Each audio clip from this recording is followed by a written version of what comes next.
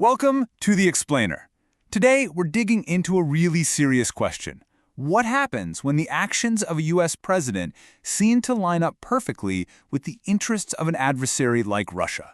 And our whole story kicks off with one single, incredibly powerful ultimatum. So let's start with this projected quote from a hypothetical February 2025. It just sets a dramatic stage, doesn't it?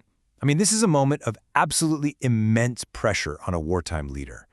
And it forces us to ask, what does this actually mean for Ukraine, for the U.S., and really for the entire world order? And this kind of pressure, it's way more than just a simple policy debate.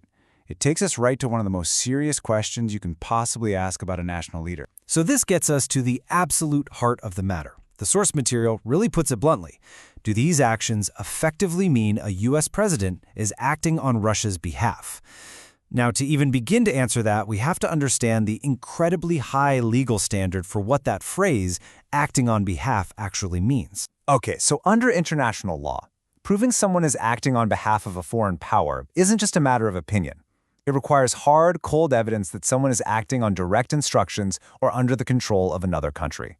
And that, as you can see, sets an extremely high bar for proof. It's a critical piece of context to keep in mind as we look at the events next. All right, so keeping that really high legal bar in mind, let's walk through the pattern of events that the analysis lays out for 2025. What the analysis shows is this incredibly fast, almost breakneck series of events.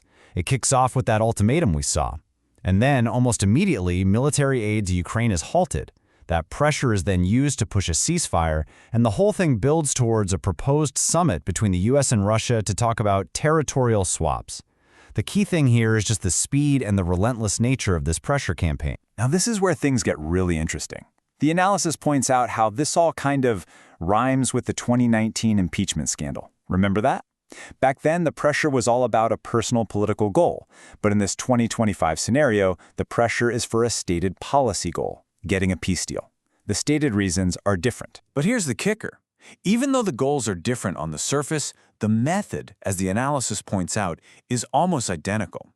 In both situations, the common thread is using leverage, using crucial American aid as a weapon to force Ukraine's hand, and in doing so, chipping away at its sovereignty. So we've seen the pressure campaign, but how does this all stack up against what Russia actually wants? This is where the analysis really starts to connect the dots between these U.S. actions and the Kremlin's own strategic goals. This table, which comes straight from the analysis, is pretty eye-opening. It lays it all out, side by side. You see a Kremlin goal, like cementing control over land it's occupied, and right next to it, a U.S. action, pushing a ceasefire that would do exactly that. Or another Russian goal, weaken Ukraine's ability to fight, and the U.S. action, pausing military aid. The abrupt policy changes also create what the sources call whiplash among allies, which, guess what, is another key Russian objective. And that really brings us to the bottom line of the analysis. The conclusion is that whether it's by design or just by effect, all of these steps push things toward the outcome that Moscow wants most, a deal made under pressure that essentially freezes Russia's gains on the ground. Which leaves us to the final verdict, right? The big conclusion from all this. And it really comes down to this critical difference between someone's intent and the actual effect of their actions. So, remember that super high legal bar we talked about at the beginning? Well, the analysis is clear. There's no smoking gun, no direct proof of anyone taking orders.